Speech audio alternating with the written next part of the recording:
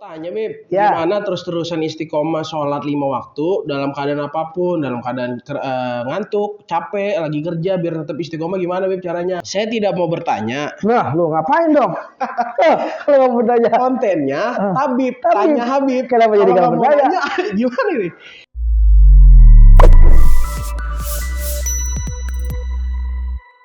Tabib tanya Habib. Tanya.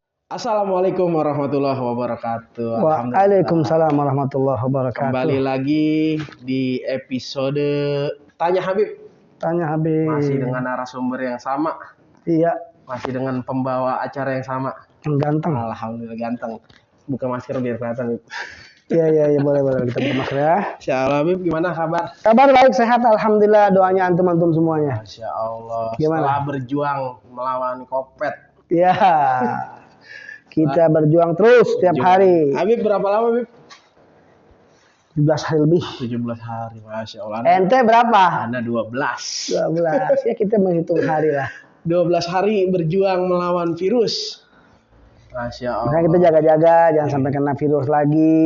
Ya, tadi jaga. pakai masker sekarang karena kita lagi mau podcast, jadi tolong di ini dulu. Tetap jaga jarak Habib. Tetap jaga jarak. Ini sebenarnya 2,5 meter, emang karena Kita editing aja. karena nanya gede jadi kelihatan agak ke sana Habib. Iya. Gimana? Hari ini apa kabar? Hari ini alhamdulillah nak baik Beb, sehat, alhamdulillah semua sudah normal kondisi, sudah fit, sudah siap buat perang lagi nih. Wih, luar biasa. Aktivitas kembali. Udah siap aktivitas kembali. Udah siap bacain pertanyaan-pertanyaan dari netizen buat Habib lagi. Masya Allah. Tabib tanya Habib. Iya, Tabib tanya Habib. Oke, silakan. Habib, kita masuk pertanyaan yang pertama. Ya. Pertanyaan pertama datangnya dari @putrac9. Ya. Assalamualaikum Habib. Waalaikumsalam warahmatullahi wabarakatuh. Mau tanya Bib, Ya. gimana terus-terusan istiqomah sholat 5 waktu dalam keadaan apapun, dalam keadaan ngantuk, capek, lagi kerja biar tetap istiqomah gimana Bib caranya? Ada patah mengatakan bisa karena Terbiasa. Jadi biasakan dulu. Biasakan gimana? Ya, pertama-tama harus mujahadah. Apa itu mujahadah? Ya harus jihad. Jihad apa? Lawan hawa nafsu. Memang betul kata Nabi, raja'na min jihadil asgar ila jihadil akbar. Kita ini baru pulang dari peperangan yang kecil ke peperangan yang besar. Sahabat tanya, bukannya ini ada peperangan yang besar ya Rasulullah? Perang waktu itu perang Badar, perang besar. Tapi apa kata Nabi? Raja'na min jihadil asgar ila jihadil akbar huwa jihadun nafas. Jihad melawan hawa nafsu. Jihadnya hawa nafsu kita nih. Pengennya sih nggak mau sholat, pengennya nonton, pengennya nanti dah kalau kedengeran Allahu Akbar. Ntar dulu dah setengah jam lagi. Ntar dulu dah 1 jam lagi. Ada aja urusannya. Sering kejadian. Jadi ya lawan itu dengan melawan hawa nafsu. Bisa karena biasa. Terbiasa. Insya Allah jadi bisa. Terus insya Tapi Allah. ada juga Bib ya, yang orang bisa itu karena terpaksa. Emang harus dipaksa. Harus dipaksa. Awalnya harus dipaksa. Karena kita manusia ini banyak lemahnya. Kalau nggak dipaksa kadang-kadang suka susah. Jadi paksa dulu. Paksa jadi biasa. Biasa jadi nikmat. Nikmat jadi kebiasaan, jadi nikmat. Jadi udah menjadi bukan udah bukan menjadi paksaan lagi, udah jadi kebutuhan. Itu seperti mereka para aulia, seperti mereka para sahabat itu sudah menjadi kebutuhan. Begitu. Jadi pilihannya ada di kita, mau bisa itu karena terpaksa atau terbiasa. Tapi diawali dengan terpaksa, terbiasa, menjadi kebutuhan, menjadi kenikmatan, menjadi tempat yang luar biasa. Kalau Nabi apa Nabi? Ju'ilat qurratu a'yuni fis salat. Kenikmatan qurratu a'yuni Nabi itu ketika sholat. Luar biasa. Ada pusing-pusing Nabi sholat, sampai bengkak sholat. Buat doain kita umatnya. Luar biasa. Sholat jadi tiang agamanya sholat ya. Iya. Karena yang paling pertama dihisab itu sholat ya. Iya, awwalu ma yuhasabu bihil abdi yaumal qiyamah hiya as-shalah, atau fil qubur hiya as-shalah, atau kama qala Nabi Muhammad SAW. Nanti di awal pertama kali yang dihisab di hari kiamat atau di dalam kubur ditanyakan adalah sholat. Kalau sholatnya baik, tidak soluhat sholat sa'il amal. Kalau dia baik, maka insya Allah amal-amal yang lain menjadi ikut baik. Kalau dia jelek, maka amal-amalnya ini menjadi jelek. Ida fasadat sairul amal. Masya Allah. Gimana? Ada lagi? Masih banyak pertanyaan. Masih banyak. Kita luar biasa. Hari ini masih banyak pertanyaan. Dan juga begini, Beb. Di luar sana nih, di lingkungan anak banyak nih bahasa-bahasa yang seperti begini. Lu ngaji doang, lu nggak sholat. Lu ngaji kemana-mana tapi nggak sholat. Menurut Ana, hal-hal yang begitu, Beb, yang justru jadi orang menilai tempat yang dia hadirin itu, tempat majelis atau apakah yang dia datang itu jadi jelek karena kita yang nggak mau sholat gitu ya. Betul. Jadi memang pentingnya sebelum kita ngaji pun kita harus sholat dulu, mau kemana-mana pun ya, Beb. Bisa begitu. Orang yang hadir majelis ini bukan hanya orang baik saja. Iya. Orang yang hadir majelis yang memang tadinya udah usul, rajin, sholat, ngaji, tambah rajin. Ada juga yang hadir majelis tadinya dia nggak pernah sholat. Kadang-kadang mungkin lagi ngelewat, dia habis mabok, habis maksiat, dia lewat ada pengajian, dia duduk, dia husu. Besoknya dia datang lagi. Besoknya dia datang lagi. Dari dengerin ceramah, dengerin sholawat, dengerin ngaji, dipikir, ya Allah, gue kok begini aja, sholat kagak. Berubah jadi sholat. Gitu. Jadi macam-macam. Jadi pengajian ini bagaikan bahar, bagaikan laut, apa aja masuk. Ada binatang, ada ini semuanya menjadi halal di laut. Gitu. Semuanya menjadi baik. Jadi insya Allah kalau sudah mandakhala finahum la yakhaf. Yang sudah masuk ke dalamnya hadir majelis ta'lim, maka tidak akan takut. Maka kata Nabi, idza marartum bi raudhah min riyadil jannah farta'u fi. Kalau kalian melihat taman sorga yang ada di dunia, maka datang hampiri, ambil hikmahnya di situ. Gitu. Jadi yang datang di situ bukan orang baik aja, ada juga orang yang nggak baik, tapi insya Allah keluar dari situ menjadi baik. Amin, insya Allah. Gitu. Yang tadinya nggak rajin sholat jadi rajin sholat. Yang udah rajin tambah rajin sholatnya. Gitu. Ada salah satunya, Beb. Anda datang ke majelis itu cuma pengen lihat Habib, apaan sih? Tahun berapa tuh? 2000 berapa ya? 2003 mungkin. 2004 tuh Ana diajak. Diajak tuh sama Ustadz di rumah, ayo ngaji di rumah Mustafa. Udah dulu datang ke Manggis, malam Senin, malam Rabu datang.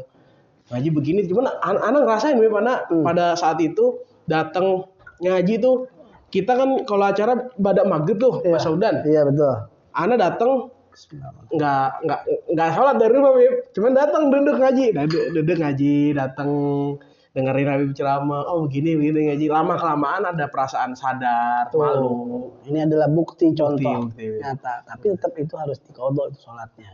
Harus, Beb. Harus. Lagi pertanyaan lain? Ada. Kita lanjut pertanyaan selanjutnya, Bib. Ya. Assalamualaikum, Habib. Waalaikumsalam warahmatullahi wabarakatuh. Saya tidak mau bertanya. Nah, lu ngapain dong? Kalau mau bertanya. Kontennya Habib, tanya Habib. Kenapa jadi kamu bertanya? Gimana ini? Cuman nggak apa-apa. Ini kita pilih. Karena menarik juga. Oh iya, aduh, kesian kamu. Aduh. AC-nya Masya Allah. Baru nih AC-nya ya? Baru. Jadi AC-nya ini mengeluarkan keringat. Jadi tidak menghilangkan keringat. Buat orang-orang yang kurang sehat nih. Iya, bagus loh. Ya, gimana? Masya Allah ini, Bib. Saya hanya mau minta amalan bacaan sholawat yang bisa saya dawamkan setiap selesai sholat. Berharap Habib menjadi wasilah. Setiap sholat baca aja salawat 10 kali. Allahumma sholli ala sayyidina Muhammad wa ala ali sayyidina Muhammad. Itu paling gampang. Coba rutinin aja itu. Istiqomah Allahumma sholli ala sayyidina Muhammad wa ala ali sayyidina 10 kali setiap sholat. Itu bagus kalau dirajin. Atau juga kalau mau salawatnya Habib Abu Bakar Gersik, Allahumma sholli ala sayyidina Muhammad gamarul wujud fi hadzal yawm fi kulli yawm fi yaumil ma'ud sirran wa jahran fid dunya wal ukhra wa ala alihi washabbihi wasallam 10 kali pagi, 10 kali sore. Itu juga bisa, ya. Tapi paling gampang untuk awam baca Allahumma sholli ala sayyidina Muhammadin wa ala ali sayyidina Muhammadin 10 kali. 10 kali setiap ba'da salat ya. Ba'da salat kan kita baca ayat kursi, kemudian baca Subhanallah 33 kali, Alhamdulillah 33 kali, Allahu Akbar 33 kali. Sebelumnya baca Allahumma antas salam wa minkas salam wa alaika ya'udus salam sampai akhir. Baca itu doa, baca Fatihah buat para aulia, baca doa untuk kedua orang tua kita, maka ditambahkan dengan salawat kepada Nabi Muhammad sallallahu alaihi wasallam. Jadi itu amalan langsung disampaikan. Nah, begitu. Habib. Langsung Habib yang menyampaikan amalannya. Selanjutnya ada pertanyaan dari @at_tadayun99. Wah, ini lagi rame nih di TikTok, di Instagram nih, di Reels nih, Habib. Apa tuh? Assalamualaikum, Habib. Waalaikumsalam. Izin bertanya, Habib. Iya, boleh. Beserta admin. Iya, Bagaimana pandangan ulama Ahlus Sunnah wal Jamaah tentang wanita yang menggunakan surban di kepala diikat seperti menyerupai laki-laki? Apakah termasuk pada hal yang dilarang karena menyerupai pakaian laki-laki? Ya kalau dia niatnya menyerupai laki-laki haram. Perempuan itu tidak boleh menyerupai laki-laki, laki-laki tidak boleh menyerupai perempuan. Haram hukumnya. Tapi kalau niatnya untuk menutupi auratnya nggak apa-apa gitu. Kalau niatnya menutup aurat, kalau nanti jadi persepsi orang dia itu seperti laki-laki, lebih baik cari yang khusus akhwat lah. Kan banyak sekarang yang khusus akhwat. Banyak. Kecuali dia nggak punya apa-apa, terus dia keluar, dia buka hijab, tapi kalau dia pakai itu udah terdesak itu dalam keadaan terdesak gitu. Itu doang. Nah, itu bagus, pakai nggak masalah. Jadi nggak jadi masalah gitu. Nggak jadi masalah untuk menutup aurat, nggak jadi masalah kalau dia nggak. Tapi kalau lebih baik daripada nanti persepsi orang lain berkata itu seperti laki-laki, lebih baik ya. Ngapain ikutin zaman tapi jadi haram, jadi subuhat hukumnya nggak jelas. Itu lebih baik ente cari yang wanita. Yang khusus banyak. Yang khusus banyak kan? Banyak. Carinya di mana sih? Di ABD Store ada. Ada. Ya, di ABD Store ada banyak. Udah kalau begitu cari di ABD Store. Yang laki-laki ada juga? Ada semua di kita. Ada. Kita perlengkapan buat ibadah, semua insya Allah ada kita sediain. Nah, udah ngapain? Yang laki-laki, yang perempuan. Ya, jadi kalau keadaan terdesak, kalau dia nggak gunain itu auratnya kelihatan, jadi nggak apa-apa. Nggak masalah. Tapi kalau seandainya dia niatnya mau menyerupai laki-laki itu nggak boleh. Itu haram. Oh, jadi haram kalau menyerupai laki-laki. Oke. Kita lanjut ke pertanyaan selanjutnya dari. Ya, boleh. Silakan. @rofikir. Ya, kenapa? Wah, ini Habib yang terjadi nih, Habib ya. Apa? Ya, Habib. Mau tanya, boleh. Dengan banyaknya ulama yang wafat dalam waktu berdekatan, ada pertanda apa nih sebenarnya? Itu dia. Ulama man lam yahzan bi mautil alim fahuwa munafik. Siapa yang tidak bersedih dengan matinya orang alim, dia termasuk orang yang munafik. Munafik itu tempatnya fidarkil asfal fi jahannam, yaitu di kerak di jahannam, paling bawah. Makanya sampai kita menjadi orang-orang munafik. Munafik maksudnya gimana? Iya, dia biasa aja dengan meninggalnya orang-orang alim, dia nggak ikut sedih, dia nggak ikut ada perasaan berduka. Tapi ada tapinya. Dia juga seharusnya jangan ketika orang alim itu meninggal baru bersedih. Sebelum orang alim meninggal bisa saja. Nggak dijaga, nggak diminta, nggak disamperin gitu. Nggak diambil ilmunya, biasa aja. Orang alimnya diacu aja, bahkan dihina. Na'udzubillah min dzalik. Ya bagian meninggal diposting waktu ini dan lain sebagainya. Padahal dulu waktu masih hidupnya banyak ceramahnya nggak pernah ngaji sama dia, hanya duduk nggak pernah dengerin. Bagian sekarang meninggal. Ya seperti itu. Tapi pertanda apa ini? Pertanda Allah Subhanahu wa taala akan cabut ilmu. Sebabnya ulama meninggal dunia itu adalah ulama tersebut dipanggil oleh Allah Subhanahu wa taala dengan ilmu-ilmunya. Allah akan mencabut ilmu di muka bumi ini dengan cara gabdul ulama. Diambilnya para ulama. Ya, semakin sedikit ulama-ulama yang rasihin, yang betul-betul salihin diambil oleh Allah Subhanahu wa taala. Ya, tapi kita husnuzon. Mudah-mudahan banyak para pengganti ulama-ulama. Amin. Ini yang bisa menggantikan mereka-mereka yang telah mendahului kita. Insyaallah. Amin ya rabbal alamin. Oke, kita lanjut pertanyaan selanjutnya nih, Bib. Ya, boleh, silakan. Dari @sabar_syukur5. Ya. Sabar, syukur gitu ya. Sabar, syukur. Udah sabar, syukur lagi. Sabar, syukur. Gimana? Assalamualaikum, Habib. Waalaikumsalam. bagaimana cara kita mengetahui nafkah yang diberikan oleh suami itu halal atau tidak? Soalnya suami tertutup tidak mau kasih tahu. Saya kasih tahu sama antum, yang namanya suami itu mencari nafkah, itu dia wajib pahala barokah untuk suaminya. Jalannya keluar jadi ibadah. Nah si istri ini ya husnuzon saja kepada suaminya. Kalau dia tidak tahu, kalau dia nggak paham apa kerjaan suaminya, husnuzon aja kepada Allah. Karena dengan husnuzon, insya Allah menjadi baik. Jangan suuzon, ya. Wah, ini suami saya apa ya? Ini cari dari mana ya? Ini nggak boleh, jangan husnuzon aja. Kecuali memang dia tahu suaminya bekerja nggak bagus, nasihati kalau dia tahu, ya. Tapi kalau dia nggak tahu, husnuzon. Husnuzon. Tuh, buat para calon istri, buat istri. Husnuzon, apapun yang dikerjakan suami husnuzon aja. Husnuzon, nggak boleh suuzon. Jangan. Karena setiap langkahnya itu jadi amal buat dia ya, Beb? Betul, amal buat ibadah suaminya. Husnuzon. Insya Allah jadi baik. Kalau amin, insya Allah. Husnuzon. Ya. Husnuzon ya, inget ya. Lanjut, Beb ya. Itu buat siapa tuh? Buat yang nanti jadi istri Ana, Beb. Masya Allah. Siapa namanya? nanti disebutnya nanti kalau di akad aja, Beb. Oke. Emang jadi? Jadi, Beb. Kan PPKM. Diundur. Iya. Lagi-lagi diundur ya PPKM. Aduh, Masya Allah, kopet. Pertanyaan selanjutnya. Dari @rozikin. Boleh. 122. Boleh. Assalamualaikum ya Habib. Waalaikumsalam. Ya, siapa tuh? Apa syarat kalau sudah sholat Jumat, kita masih wajib sholat zuhur juga? Itu kalau sholat Jumat syaratnya harus 40 orang mukimin. Kalau enggak ada 40 orang mukimin ya kita sholat zuhur lagi. Atau syaratnya lagi intinya begitu, 40 orang mukimin. Nah, kalau misalkan nih Beb, kita berada di wilayah perkantoran. Di perkantoran itu ada masjid, misalkan nih di daerah perbankan nih, daerah Bintaro Nogare nih. Di situ ada, di dalam bank itu ada masjid. Untuk karena sekarang kan lagi PPKM, untuk menghindari karyawan ini keluar dari area kerjanya.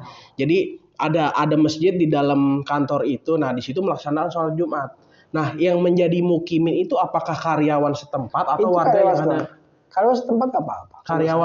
Karyawan yang kalau ada yang mukimin dari luaran boleh, lebih bagus. Kalau ada karyawannya di situ ada 40 orang nggak masalah. Nggak masalah. Dia kan bukan berpergian jauh. Iya. Dia bukan berpergian jauh sehingga dia bukan disebutnya musafir. Oh iya. Gitu. Jadi dia mukim juga di Jakarta, iya, kan gitu. Berarti karyawan yang bekerja di perusahaan itu yang sholat Jumat, yang hadir sholat Jumat itu berarti mereka orang jadi mukimin ya di masjid itu. Iya, karena kan dia di Jakarta untuk musafir. Yang musafir itu yang berangkat sih semuanya nih satu rombongan 40 orang. Dia mau bikin sholat Jumat nggak bisa. Nggak boleh tuh. Boleh. Dia disunahkan boleh sholat zuhur. Jadi begitu. Begitu pokoknya harus pinter ya, tanya-tanya ustadznya lagi. Oke. Makanya nih program kita Tabib ini kita buka kesempatan teman-teman nih yang kalau sekiranya nih mau nanya bingung kemana nih, mau nanya sama siapa ya, dia nggak punya tempat buat bertanya, makanya kita buka konten namanya Tabib Tanya Habib, makanya bisa langsung nanya ke Habib.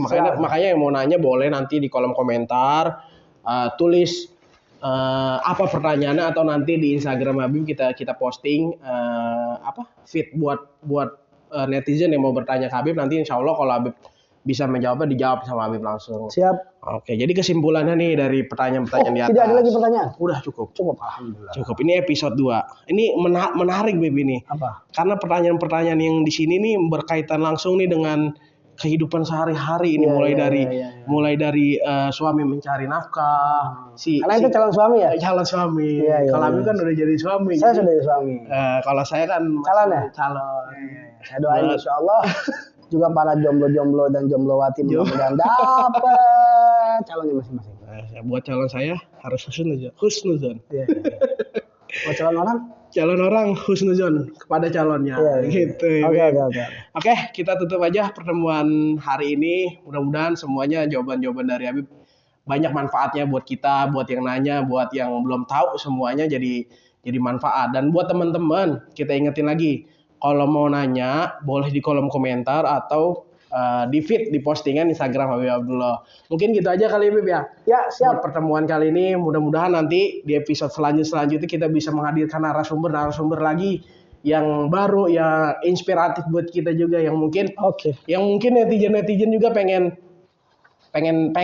ada request nih dari netizen, siapa narasumber yang buat kita nanti tanya gitu. Boleh ya Beb langsung ya. Nanti kita bincang-bincang bertiga gitu atau 4-5 orang boleh gitu ya Beb. Siap. Oke, siap. Pokoknya tunggu aja. Nah, saksikan terus Tabib Tanya Habib di channel YouTube Habib Abdullah bin Djafar Asegaf. Terima kasih. Assalamualaikum warahmatullahi wabarakatuh. Tabib Tanya Habib. Tanya Habib.